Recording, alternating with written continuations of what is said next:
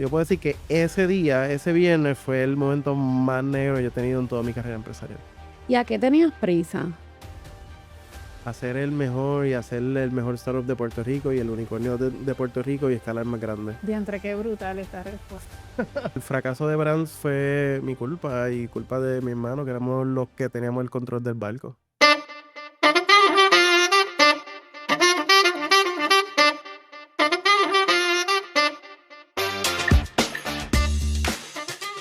Saludos amigos, por acá Cintia Román en una edición especial, y es que hoy empezamos un nuevo enfoque y solamente vamos a hacer uno de estos episodios por temporada, y es en este episodio lo que queremos es que el invitado nos hable de cuál es su momento más negro, el momento más black de su vida como empresario, ¿verdad? Porque en lo personal pues siempre tenemos momentos difíciles.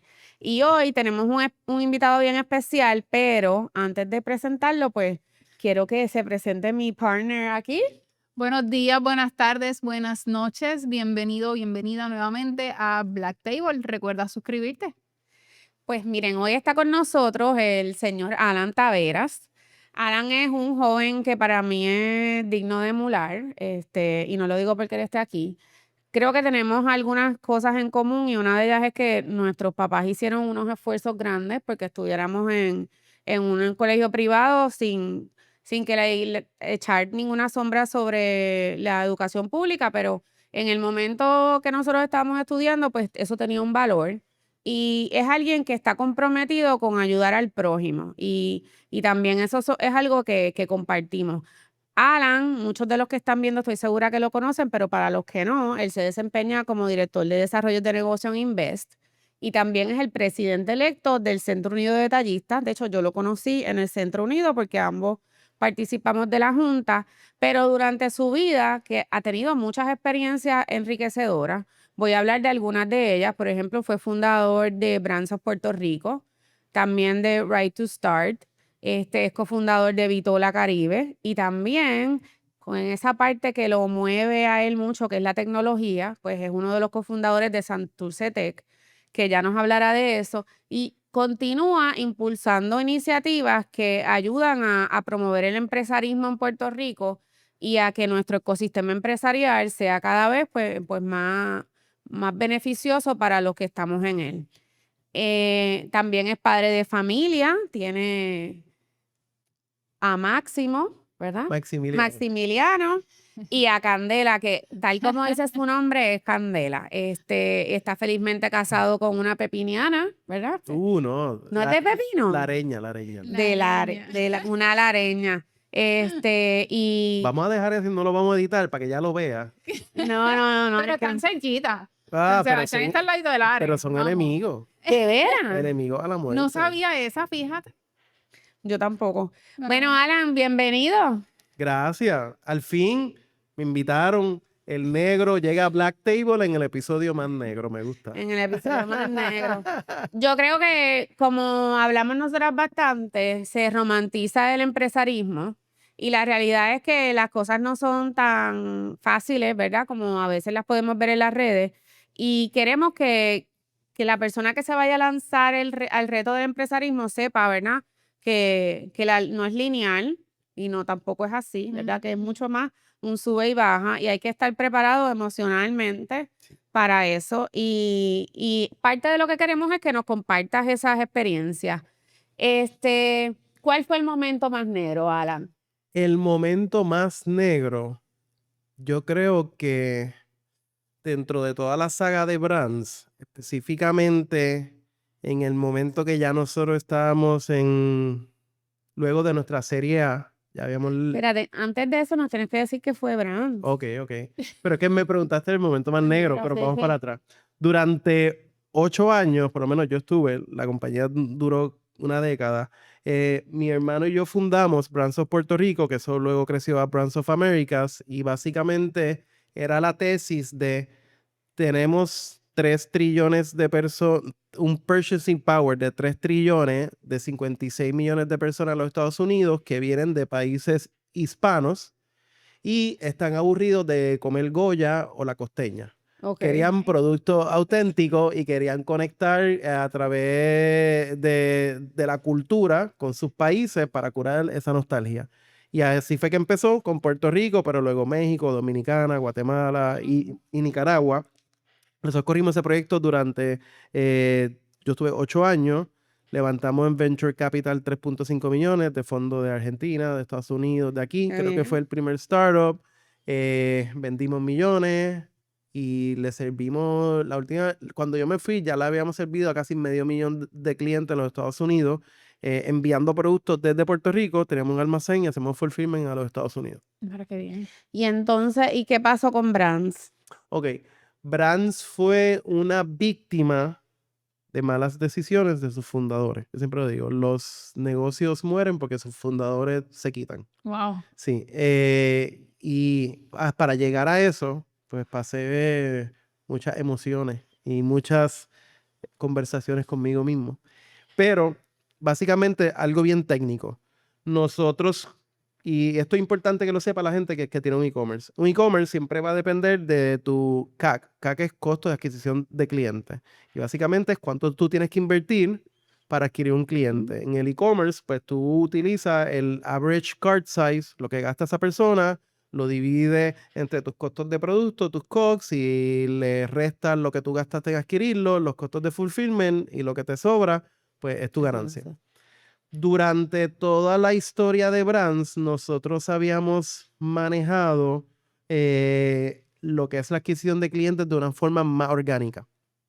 Pero nosotros, cuando empezamos a levantar capital de riesgo, venture capital, pues ya los muñequitos cambian y tus inversionistas quieren un crecimiento. Entonces Claro. empezamos a echarle gasolina a esa maquinita, y la gasolina básicamente anuncios en Instagram, Facebook y Google. Y con eso la gente le da clic, pone cosas en el carrito y compra. Específicamente para pandemia, que fue ya cuando nosotros teníamos un volumen bastante grande, si ustedes se recuerdan, todo el mundo, como estaba encerrado, compraba online. Ujú. So, nosotros fuimos, yo te diría, eso fue 2020, ¿verdad? Sí. 2020, que nos encerraron. Febrero, ok, siempre Navidad y Cyber Monday era lo más fuerte. Pero yo vendía como un promedio de $5,000, $6,000 al mes, luego de venir de Navidades, que es fuerte, enero 5,000, febrero 6,000, marzo se trepó a 15,000, y me recuerdo que iba duplicando y de momento estaban vendiendo $100,000 al mes. Wow. Wow, eso es un Sí. montón. Eso es un montón. Y nosotros no sabíamos cómo era el proceso y cómo estandarizar, hacer de 10 paquetitos al día a 100 a 500 paquetitos al día. Y pues levantamos capital, trajimos a Carlos Jiménez, que nos ayudó con el tema de Kaizen. Nosotros tenemos un almacén y establecimos, pero lo que nosotros nos mantenía un crecimiento y los números en verde era que, como todo el mundo estaba cerrado, el costo de adquisición de cliente era $4 y el average cart era $60. Wow. Eso hacía Ok. sentido. Hacía sentido. Después de como un año de correr todo eso, específicamente pasaron dos cosas. Uno, abrió el mundo. La gente no quería estar en su casa y no Ujú, quería pedir encerrado. online. Y dos, iPhone, que alrededor del 70% de mis clientes tenían iPhone, pasa un update a sus términos y condiciones que básicamente elimina que la publicidad, no abusiva, pero sino invasiva, Ujú. entre si tú tienes un dispositivo acá. Cada vez era más costoso. Llegó un punto que para yo conseguir un cliente que me gastaba 60 pesos, yo estaba gastando 25 o $30. Diantre, Wow. o sea, Sí, demasiado. de 4 pesos. Y nosotros en ese momento, me recuerdo, habíamos cerrado la serie A, teníamos 2 millones en caja, pero yo estaba gastando al mes alrededor de 120,000 pesos. Entre los costos de shipping, empleomanía, tenía oficina en México, en Puerto Rico. Era un monstruo bien grande que había que seguir echándole gasolina, y nosotros no pudimos encontrar una manera de generar ventas al mismo volumen para aguantar esos costos con la nueva realidad. Y me recuerdo que como para septiembre, luego de nosotros hablar con nuestro inversionista, tuvimos que tomar la decisión. En ese momento éramos 28 personas, de votar a 20 personas. Y yo un viernes con un script. Tuve que ponerle así invites de status 101 a 20 personas, leer el script, esperar que la persona llorara, gritara. Y luego de ese día yo dije, le perdí el amor por completo. Y le perdí eso extra que te hace tener ese drive. Y de momento, dentro de mí, lo que yo tenía como brands y lo que me motivaba, cambió por completo. Yo puedo decir que ese día, ese viernes, fue el momento más negro que yo he tenido en toda mi carrera empresarial. Definitivamente que tener que despedir personas es una de las cosas más espantosas. Yo conozco una consultora de recursos humanos que ella es contratada exclusivamente por las empresas grandes Para hay una película de eso. Sí, que el y tipo va volando por todo y Estados es Unidos. bien horrible porque ella dice que obviamente las personas, la última cara que ven es la de ella. Entonces, todo el mundo le tiene un odio brutal porque la gente que ha pasado, por ejemplo, la farmacéutica, que pasa de una en otra, la gente ya sabe Y yo creo, que vienen a votarlo. y yo creo, en nuestro Y caso, ese es su mantecado de vainilla, by the way. especialmente para mí, fue un dolor y como un heartbreak. Porque era persona que por los últimos 6 años de su vida habían estado con nosotros, que empezaron como interns gratis, que crecieron, que yo sabía que habían comprado su carrito y su casa, y como sacarle toda su vida de ese estándar y esa comodidad que tenían, que los conocía bien, almorzábamos juntos, conocía a la familia, fue un golpe bien Yo fuerte. creo que es una de las cosas más cruciales, el hecho de uno sentirlos tan cercanos, que uno se siente que ya que son familia. Mencionaste que después de ese día, como que hubo una desconexión entre Brands y tú. Sí. Antes de esa desconexión, ¿qué era lo que significaba Brands para ti? Para mí es, y yo creo que es lo que siento en el Centro Unido y en las otras cosas que me desenvuelvo, es la oportunidad de ayudar al pequeño a crecer. Nosotros hicimos brands bien específicos desde el principio como una herramienta que democratizara lo que es la exportación para todos. No importa si tú eras Galletas Rovira o tú eras alguien que hacía jabones en su casa, tú podías tener una plataforma y exportar a un grupo de personas que ya todos los meses venía a comprar. Y era bien lindo ver esos carritos que tenía tu pan sobao de los Sidrines, tu Galletas Rovira, pero de momento una artesanía de un artesano de Orocovi. Y como que ver que le pudimos dar esa oportunidad a gente en Puerto Rico, en Nicaragua, en Dominicana y en México, era lo más lindo. Además de hablar con los empresarios. Que yo en todos los roles que he tenido siempre estoy front facing y mi cliente siempre es empresario, ya sea desde Brands, en Invest, en Centro Unido. Lo más que yo gozo en todo lo que yo hago es escuchar la historia de los empresarios. Tengo una pregunta, basado ¿verdad? En lo que nos comentaste. ¿Entiendes que a lo mejor ignoraste algo por la emoción? Un montón de cosas. Primera lección es, y yo creo que nosotros en ese momento, y algo bien bueno que he visto que el ecosistema de tecnología en Puerto Rico ha cambiado, nosotros estábamos en la ola de que el éxito era levantar venture capital. Y en vez de yo decir, ¿qué tengo que hacer ahora con este $1 millón? ¿Qué tengo que hacer con 2 millones de pesos? Para mí el éxito era levanté $1 millón. Levanté 2 millones de pesos porque eso es lo que uno ve en Silicon Valley y estábamos en esa ola. Eso fue un error inmenso. Creo que levantar mucho capital e ir por esa ruta también es algo que yo le he recomendado a mucha gente que no lo haga porque uno pierde control. Yo salí de Brands con 16% de equity, algo que yo tenía 50%. Terminé básicamente en una posición que era un empleado de algo que yo había creado. Y hay gente que le funciona eso, y hay otra gente que no, a mí no me funcionó. Yo creo que tratar de resolver un problema tirándole dinero es otra. Yo siempre digo, y en Brands aprendí, todo es un problema hasta que tú tienes dinero. Y cuando tú tienes dinero, de momento caes en el juego de tirarle dinero a todos los problemas. Sí, yo entiendo que una de las cosas que yo aprendí trabajando en la banca es que a un negocio malo, tú no le pones dinero bueno o dinero nuevo.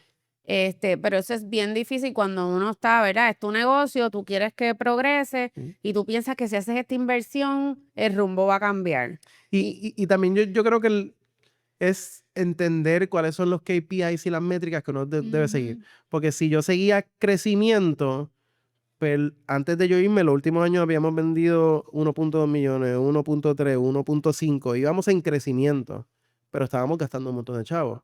Exacto. Más de lo que ingresaba, pero no eran los números que estaban mirando. Todo el mundo quería ver crecimiento, crecimiento, crecimiento. Así que yo creo que eso, y segundo, no saber cuándo parar. Por ejemplo, si yo no hubiera esperado hasta septiembre para votar a esa gente, le hubiera votado ya en verano, o en mayo, o en marzo, cuando ya yo sabía que el mundo iba a cambiar, pues iba a tener más tiempo para solucionar el problema. Pero nosotros siempre pensamos, van a seguir invirtiendo, las cosas se van a arreglar, las cosas se van a arreglar. Fuimos muy optimistas. ¿Cuándo es el momento de ser negativo en el negocio, en ese aspecto?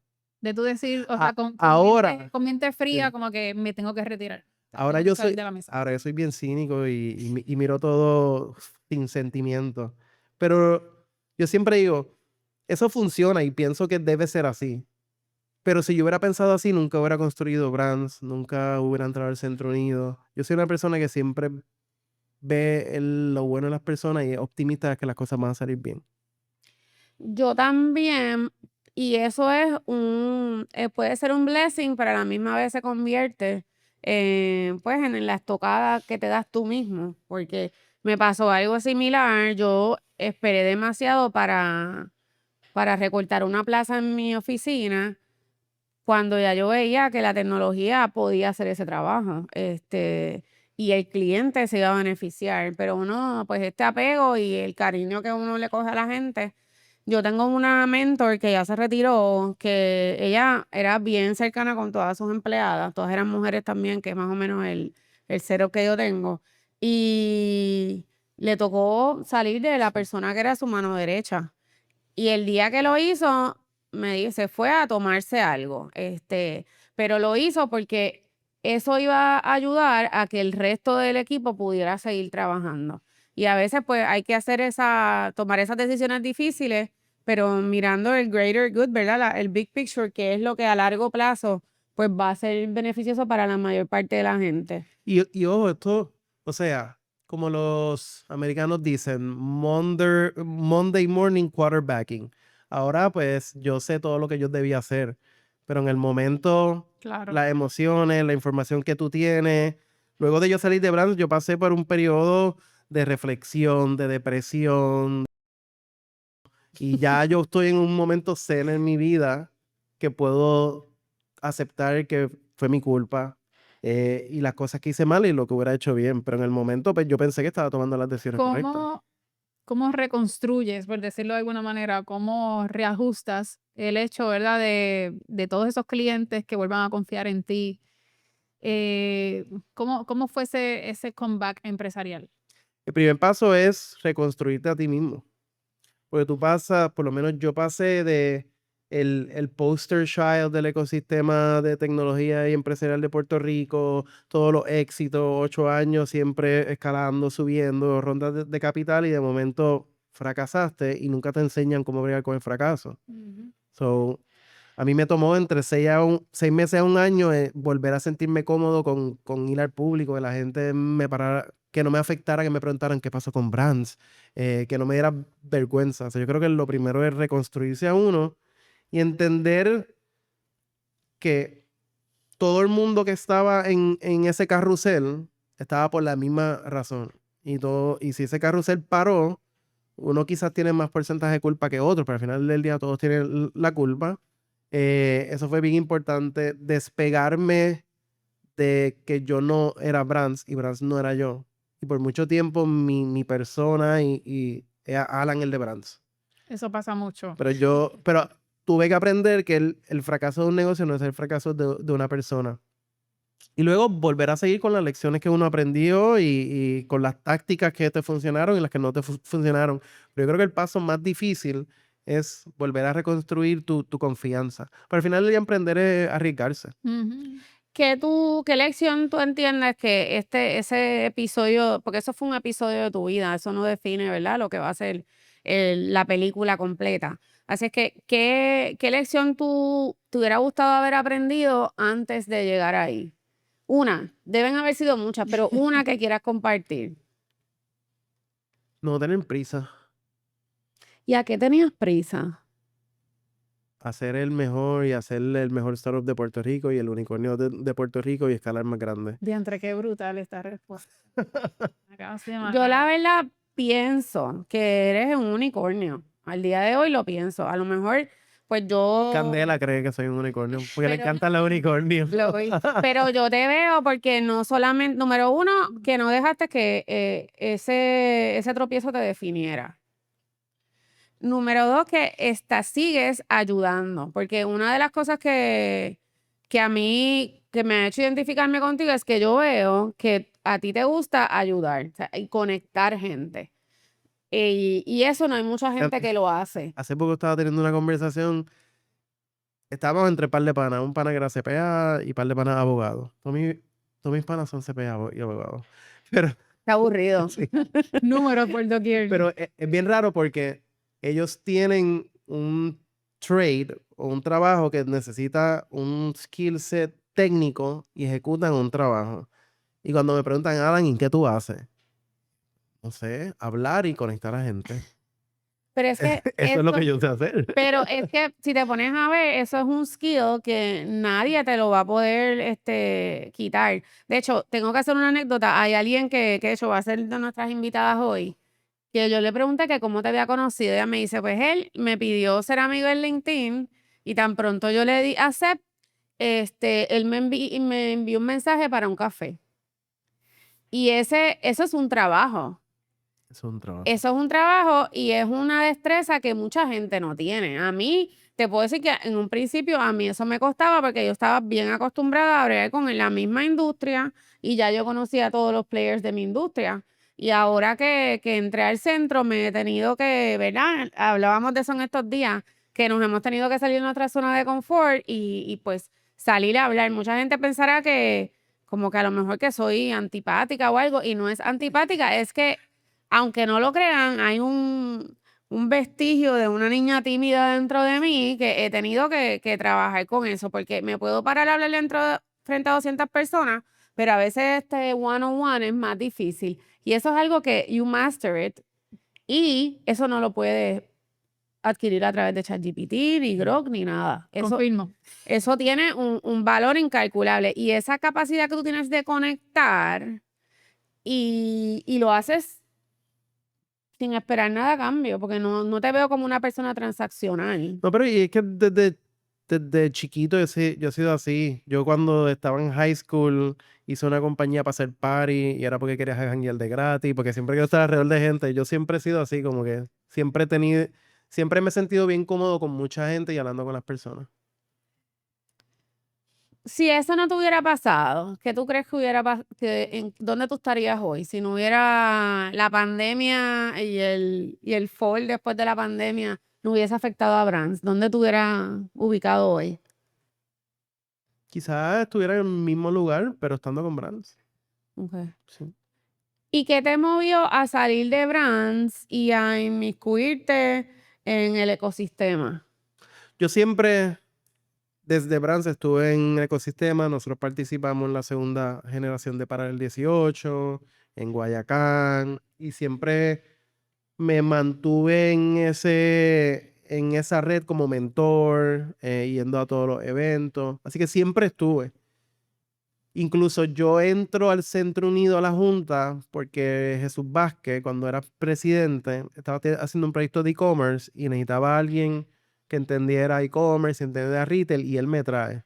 Y me recuerdo, es bien cómico, pues yo no quería entrar. Y él me decía, pero en un momento yo quería hacer un email blast. Y él me dijo, el email blast sale a 150 pesos, Aran. Y hacerte socio sale 148. Y incluye un email blast. Y ya, pues, dale, me hago socio. Y así fue que yo llegué. ¿Y te arrepientes? No, para nada. Encontré ese sentimiento que me hace sentir completo que tenía en Brands y lo había perdido. Y después de mucho tiempo lo encontré aquí. ¿Y Qué cuál es bonito. ese sentimiento? En que puedo ayudar al chiquito a ser grande. Que Bello. ayudar al chiquito a ser grande. ¿Y tú crees que nos falta algo en el ecosistema para que la gente realmente, el chiquito se haga grande? ¿O qué entiendes que nos hace falta? Porque yo sé que nos hacen falta muchas cosas. Wow. Yo creo que más del ecosistema, yo creo que es la cultura y idiosincrasia de Puerto Rico y los puertorriqueños. Yo hago todo esto porque yo creo firmemente que Puerto Rico tiene que cambiar su mentalidad, tiene que cambiar cómo las cosas se hacen en este país, tiene que cambiar su relación con el riesgo, tiene que cambiar por completo cómo abarca su realidad, porque estamos estancados. Yo tengo 38 años y yo no viví los 936 y yo he visto que todos mis amigos se han ido y Puerto Rico está estancado en lo mismo hace 20, 30 años. Este país tiene que cambiar. Así que yo creo que más allá del ecosistema es todo. Hace poco estaba hablando con alguien y me dice, los puertorriqueños son las personas más orgullosas y más acomplejadas a la misma vez. No necesariamente estoy de acuerdo con eso, pero sí me hace pensar que hay algo en la manera que nosotros ejecutamos, pensamos y diseñamos nuestra estrategia de país que baja hasta cómo llevamos nuestros negocios, que no nos permite alcanzar nuevos hitos y nos mantiene flotando. Aquí, un empresario exitoso es un empresario que tiene un carro de lujo y tiene un bote. No necesariamente un empresario que tiene presencia en otros mercados, que está tratando de llevar una compañía que esté en la bolsa. Yo me recuerdo que mi objetivo con Brands era ser el primer unicornio en Puerto Rico, puertorriqueño, y yo quería llegar al Stock Exchange en Nueva York. Pero eso lo puedes accomplish, maybe no con brands, pero Claro, con algo. claro. Yo concurro contigo en esa visión del puertorriqueño, pero fíjate, yo pensaría que esta generación, tu generación, está cambiando un poco eso. Estamos tratando, si nos dejan las generaciones que todavía están en los puestos de poder. Sí, porque yo no veo, de hecho, y lo veo yo soy una mamá que tuvo un hijo, ¿verdad? Madurita. Y lo veo con los papás de los nenes de la escuela de Ricardo, que no están con esta cosa de ponerse todo lo que se ganan en ropa y zapatos, ni cartera, y hasta lo dicen los estudios, por ejemplo. Las marcas de lujo están teniendo problemas porque las generaciones que van subiendo no le ven No valor quieren logos, sí. a los logos ni a tener, qué sé yo, la cartera que vale 20 o 30 mil dólares. Eso todavía pues es de mi generación y quizás algo de la edad de LG. Pero Yo yo soy veo, contemporánea con él. ajá, yo lo veo, yo pienso que Alan tiene un alma de viejo, by the way. Pero yo veo un cambio. Lo que no sé es qué podemos hacer para acelerar ese cambio. Porque eso es lo que nos haría falta para que se cree esta efervescencia que todos añoramos Algo, ver. sí, algo que yo aprendí estando en el centro es que para uno ejercer cambio uno tiene que ocupar los espacios. Ujú. Y Puerto Rico sigue donde está porque las generaciones que nos trajeron hasta aquí siguen tomando las decisiones en todos los ámbitos de nuestra sociedad. Totalmente de acuerdo. Yo no pienso tanto que podemos decir que generaciones, porque yo recuerdo, ay, esto me va a costar, pero lo voy a decir. Cuando Ricky Rosselló entró al poder, él llevó para mí era un dream team a las agencias, a liderar las agencias. Tengo muchos amigos que estuvieron ahí. Sí. Y de hecho yo también. Yo pensé que ahí llegábamos, que llegaba el cambio porque era gente más joven y iban a hacer las cosas distintas y ya sabemos todos el desenlace. Así es que yo creo que más que quizás el factor edad, quizás tiene que ver algo con valores. Sí, o sea, Este, hay gente joven que actúa como viejo. ujú. Yo creo que son valores y yo creo que también tiene que ver un poco con la estructura. Muchas veces estructuras quieren o empujan a alguien joven para verse joven, pero de verdad no lo permiten ejecutar un cambio. Definitivo. Esto Ergo, pasa en mira la lo que empresa pasó familiar. con el Departamento de Desarrollo Económico recientemente. Estaba una persona que estaba empujando un cambio radical y pues tuvo que salir porque el mismo sistema lo escupió para afuera. Sí, y eso es triste y no solamente pasa en el gobierno, a mí me parece que también se da a veces en las organizaciones. Sí, en todo, o sea, el problema no es el gobierno, el problema no es el sector privado, no es la academia, el problema es el mindset en general. ¿Y qué tú crees cómo es ¿qué es lo que tenemos que transformar en nuestro mindset? Hablaste ahorita que alguien te comentó de que los puertorriqueños somos orgullosos y acomplejados. Yo pienso que no todos, pero sí, hay un poquito de eso en algunos. Pero ¿qué tú crees que hay que cambiarle el mindset? ¿Cómo deberíamos empezar a pensar? Yo creo que la relación con el riesgo es esencial cambiarla. Mi mamá es puertorriqueña y mi papá es dominicano. Mi papá llega a Puerto Rico, montó un negocio de vender periódicos que venían en avión todos los días, antes de internet, para que la comunidad dominicana aquí aprendiera. Luego montó un negocio de vender pescado, terminó en la política. Pero mi mamá estuvo toda su vida en el Departamento de Educación hasta la Ley 7, que Fortuño votó a 30,000 y pico de empleados.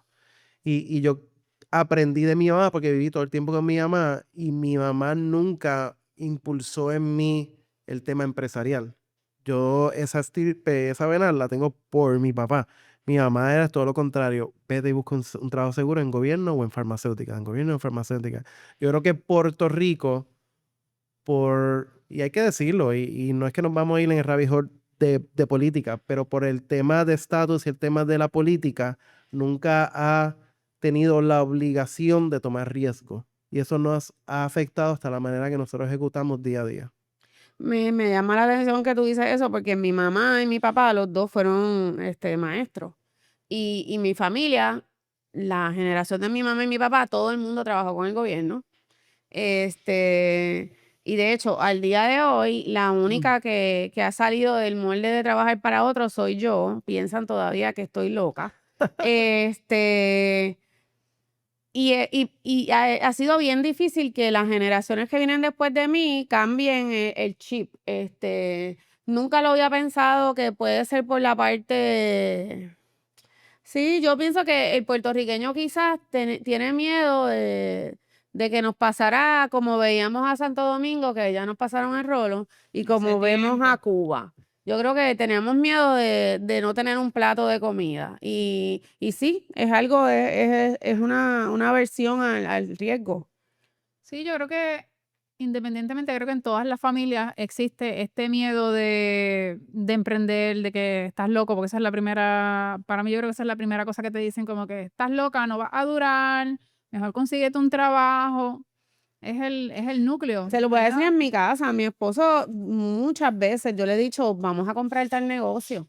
De hecho, hay uno que me arrepiento 1000 veces de que no lo haya querido comprar, pero su chip es de que él es el ingreso seguro. Y pues a cierto punto, pues ahora mismo, pues tengo que concurrir con él porque ahora está Ricardo, que antes éramos nosotros dos y uno duerme donde sea, yo digo, y come lo que sea. Pero ya cuando hay un Los hijos hijo, te hacen pensar 2 veces los riesgos. sí, Ay, sí, a mí me está pasando. Sí.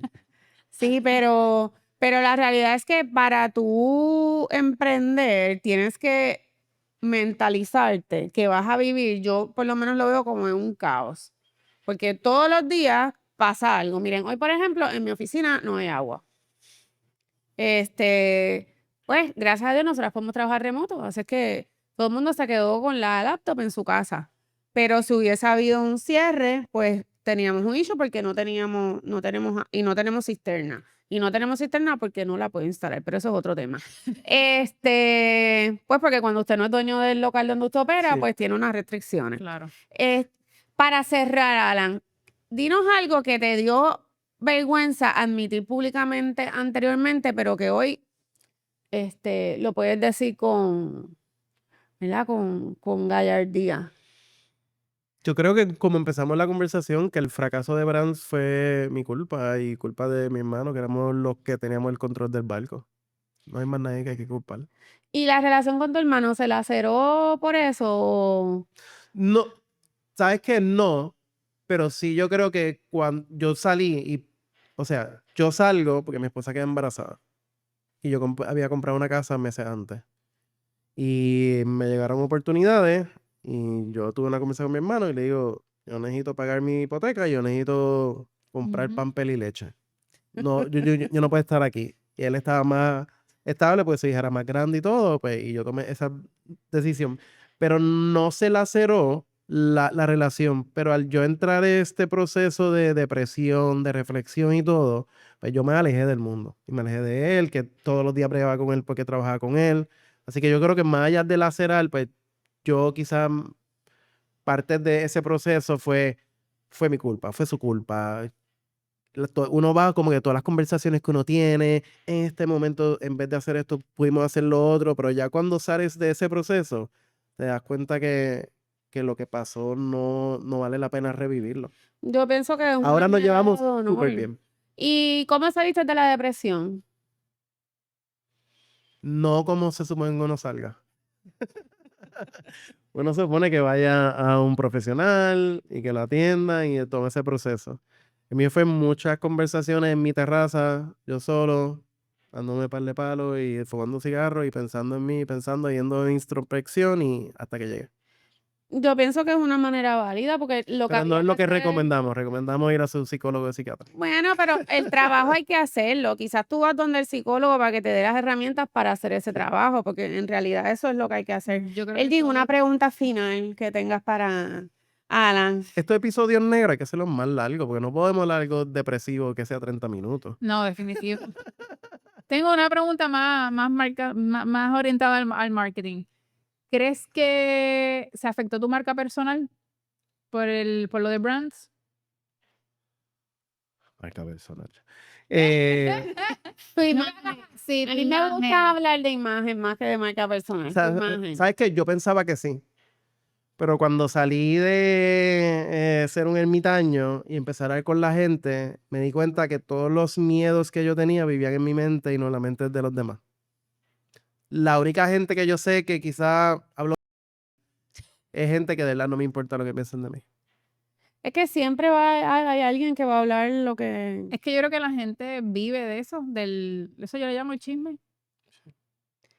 Y de verdad, o sea, yo quiero que la gente, si yo me muero, yo quiero que la gente me recuerde por lo mucho que amé a mi familia, por lo mucho que amé al prójimo y por lo feliz que yo fui. No me importa cómo la gente me recuerde como mi trabajo. Ese es tu mayor legado. Sí. Ay, yo creo que no lo podemos dejar ir, y aunque a James no le gusta que yo haga esto, pero no te podemos dejar ir sin que nos diga qué es el plan, ¿sabes? Una iniciativa que es importante para ti ahora que en septiembre entras como presidente del Centro Unido de Detallistas. Es bien interesante porque durante los últimos 15 años de mi vida, 12, 15 años de mi vida, yo estaba bien cómodo nadando y viviendo en la incertidumbre. Porque en Brands, pues tenía Brands, pero uno nunca sabe cuándo se va a morir. Luego de ahí, pues los trabajos, que hoy en día no existe tal cosa como un trabajo seguro. Ujú. Pero ahora yo sé exactamente que tengo 24 meses para ejecutar el plan. Pues la primera vez que me he sentado a hacer un plan así a 24 meses, ahora, lo que yo quiero trabajar y más allá de los planes tácticos, a mí me gustaría cambiar la mentalidad de los puertorriqueños ante el desarrollo económico y cambiar quizás algunos mitos que por mucho tiempo se nos han inculcado y no son reales. Por ejemplo, todo el mundo dice que Puerto Rico, el motor económico es la manufactura. Eso no es verdad. 89,000 personas trabajan en manufactura. Las manufacturas tienen aquí cuentas de banco para pagar esos salarios, pero sus ganancias no se reportan aquí. El Ujú. 4% que pagan es un fondo del gobierno. Y si tú le preguntas a cualquier puertorriqueño de calle, ¿el gobierno está usando los impuestos de una manera eficiente? Te va a decir que no. El motor económico de Puerto Rico de verdad son las pymes, que son alrededor de 360,000 empleos. Todas las mesas de los puertorriqueños comen o se apoyan de una pyme, no de la farma. Pero hemos caído en este cuento de lo que nos han vendido de lo que es Puerto Rico, que no es real. Y de hecho, una de las preocupaciones más grandes mías es que yo veo que todos los proyectos del gobierno van orientados a crecer, a crear o a crecer la parte de la manufactura. Y entonces a los pequeños y medianos, como que no veo, con contadas excepciones, porque sé que el municipio de San Juan Es que no y nos atrevemos a hacer algo diferente. El ruido y lo que tú puedes decir que yo pienso que hizo un buen trabajo, pero si te puedes decir qué hizo Sebastián en el DEC o qué impulsó esta administración, reshoring. Pero de verdad, si tú te pones a pensar, la manufactura de hoy cada vez necesita menos empleo. Ujú. ¿Por qué estamos gastando tanto dinero en atraer eso? ¿Y por qué no estamos mirando cómo ayudamos al local a crecer? Sí, yo entiendo que nosotros necesitamos muchos unicornios que creen un taller aquí y que empiecen a exportar, que de hecho hay muchas personas que me dicen que los pymes no deben pensar en exportar, pero es que si no exportamos, pues tiene un cúmulo bien Y es pequeño que de personas a las Sí. que le puedes y es vender, que porque aquí es una isla que cada vez habemos menos. pero yo veo muchas personas que hablan de las pymes, entonces quiere que la pyme se quede eternamente chiquitita. Y Ujú. la idea es que la pyme crezca. Y la No persona que te dijo eso no sabe lo que es una pyme. Una pyme, por definición, es el número de empleados. Entonces, Ujú. YouTube, creo que fue cuando lo compraron Google por $1 billón, tenían 20 empleados. Es una pyme. Y, Exacto. o sea, ya lo que nos enseñaron y ese paradigma de el número de empleados es lo que define la grandeza de tu empresa está mal. Y eso lo aprendimos del mensaje que dio Carlos Jiménez hace poco. Sí, pero fíjate, lo que pasa es que para fines de SBA, la pyme tiene que cumplir, y es que a lo mejor nos estamos dejando llevar por esta, tiene que cumplir con el número de empleados y con lo que genera. Pero es menos de 5 millones, ¿no? Sí, están los 5 millones, así que ese de 20 millones, pues no cualificaría como una pyme, aunque tiene pocos empleados. Pero realmente yo creo que ciertas clasificaciones deberían repensarse, Sí. en mi humilde opinión. No, hay que hacerlo. Y yo creo que, y estoy seguro de las personas que están viendo este episodio hasta ahora, van a haber muchas personas que se van a molestar o van a pensar porque Alan habla así, porque Alan dice eso. Pero ese es el punto de por qué yo estoy aquí, porque yo quiero cambiar esto. Yo no quiero caer en el molde de lo que la gente piensa que se debe hacer en este. Yo pienso que el Centro Unido y todos los gremios empresariales deben mover y jamaquear lo que es la sociedad puertorriqueña para cambiarlo. Y si yo paso este proceso estando en este puesto y teniendo este privilegio y no lo hago, voy a estar deprimido conmigo mismo. Pues esperamos poder colaborar, ¿verdad? En esos 2 años de tu presidencia. Estamos muy agradecidas de que Gracias. hayas sacado tu tiempo para compartir con nosotras. Y yo pienso que podemos invitarlo para otro momento negro, ¿verdad?